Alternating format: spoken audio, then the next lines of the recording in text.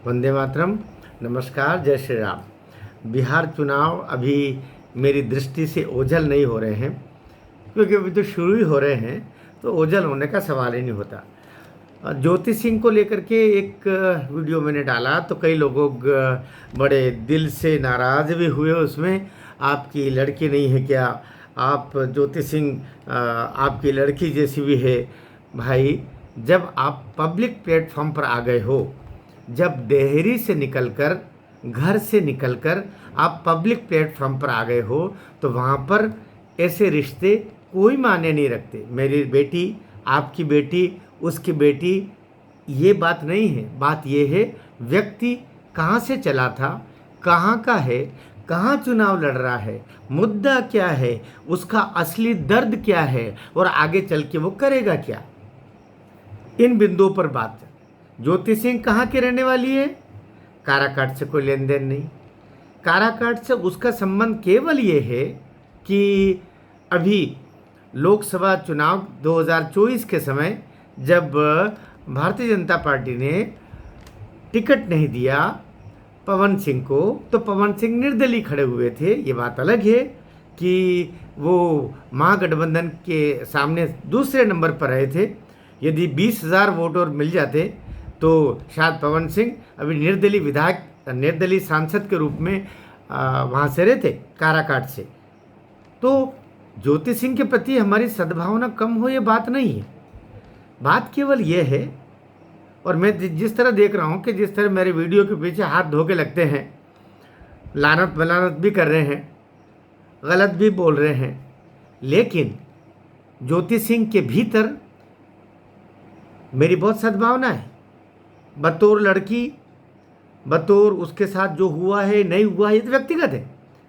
आपके पति से आपके संबंध अच्छे नहीं हैं, या कि आपका तलाक का वो चल रहा है, या कि वो व्यक्ति बहुत बुरा है, दुष्चरित्र व्यक्ति है, बहुत ही नाकारा व्यक्ति है, लेकिन बार बार आप ये कह रहे हो कि मैं तो उसी के साथ रहूँगी, मैं उसी की पत्नी हूँ, उसी की पत्नी थी, उसी की पत्नी रहने वाली हूँ।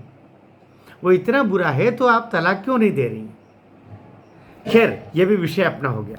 यद्यपि इसमें भी आप मुझे बहुत बुरा भला बुरा बोलेंगे, मुझे इसके बाद मैं अपने चैनल पे बात करता हूँ और मुझे अपनी बात कहनी है। मुझे उन लड़कियों से ये कहना है जो अपनी महत्वाकांक्षाएं अपने होने वाले पति, या जो बन जाता है पति, या अपने अन्यान्य लोगों को अपना कंधा बना करके उसमें अपनी महत्वाकांक्षाएं पूर्ण करती। जैसा कि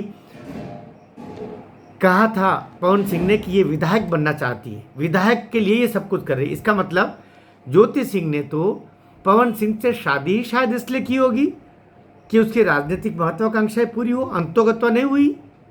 तो अब वो केवल ये लाभ लेने के लिए कि पवन सिंह वहाँ से दूसरे नंबर पर रहे थे, लगभग 2,62,000 वोट काराकाट संसदीय क्षेत्र से लोकसभा में 2024 में मिले थे।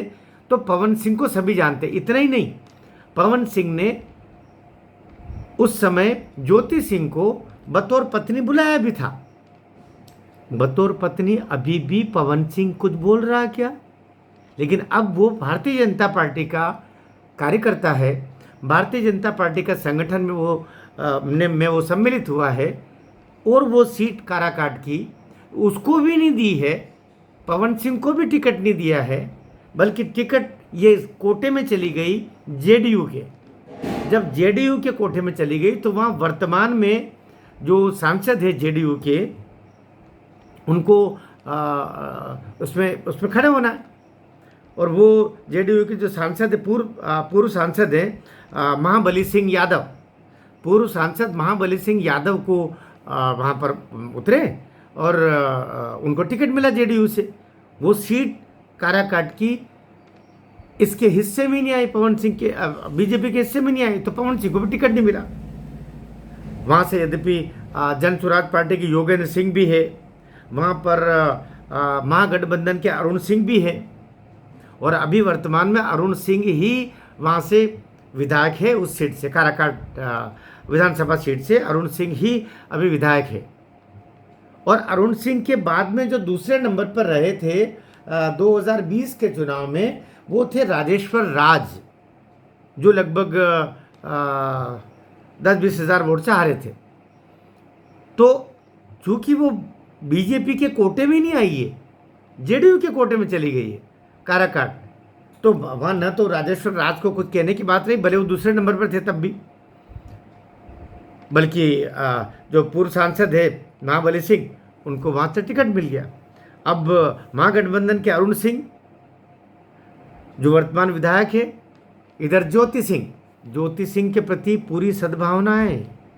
मैं कोई उसका दुश्मन नहीं हूँ भाई, मेरे उसमें नमक मिर्च मिला के क्यों बोल रहे हो? या तो ये वो लोग हैं जो पहले से ही सोशल मीडिया पर कुछ न कुछ अपना फर्जी नाम से फर्जी क्या होते हैं ना वो तरीके, उससे आईडी बना करके और फिर चलाते हैं, दूसरों को गाली गलौज करते रहते हैं। भाई आपके प्लेटफॉर्म पर आपको जो बात कहना कहिए। मेरा पवन सिंह से कोई रिश्तेदारी नहीं है, मैं तो उसे 1000 किलोमीटर दूर बैठा हुआ हूँ। लेकिन जो लड़कियाँ, मैं फिर कहूँगा, जो लड़कियाँ अपनी महत्वाकांक्षाएं अपने पति या अन्य लोगों के माध्यम से पूर्ण करती है, और उनका जब ये पूर्ण होना नहीं होता है तो वे दूसरे कंधे भी तलाश करके और निर्दलीय मैदान में उतरने में देरी नहीं करती है। आखिर ज्योति सिंह के लिए पैसा कौन खर्च कर रहा? पैसा काराकाट में पानी की तरह बहा जा रहा है।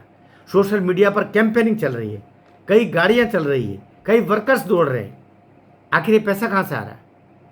वो तो निरीह थी, बहुत गरीब पिता की संतान है, लेकिन किसी न किसी हाथ का खिलौना ज्योति सिंह भी बन रही है। इस पर कोई दो मत नहीं। कुल मिलाकर के इनका उद्देश्य मुझे तो जैसा लगता है कि एनडीए को नुकसान पहुंचाना, और ज्योति सिंह एक वोट काटने में जितना दे सकती है उतना वोट कट जाए, और जिस तरीके से अभी लोकसभा में महागठबंधन जीत गया, उसी तरीके से काराकाट विधानसभा में भी महागठबंधन के अरुण सिंह फिर से जीत जाएंगे। ऐसा अगर होता है तो ये ज्योति सिंह ही जिम्मेदार होगी। और अब ये जो घाव देगी, वो घाव इतना गहरा होगा कि न तो पहले पवन सिंह ने एक गलती की थी, पवन सिंह ने यही गलती की थी, अभी तो प्रायश्चित कर रहा है। पवन सिंह को इस समय टिकट न देना, वो प्रायश्चित कर रहा है लोकसभा में निर्दलीय खड़े होने का। और अब ये जो ज्योति सिंह खड़ी हो रही है, ये तो जीवन का प्रायश्चित करेगी। यद्यपि सोशल मीडिया पे देख रहा हूँ, मेरी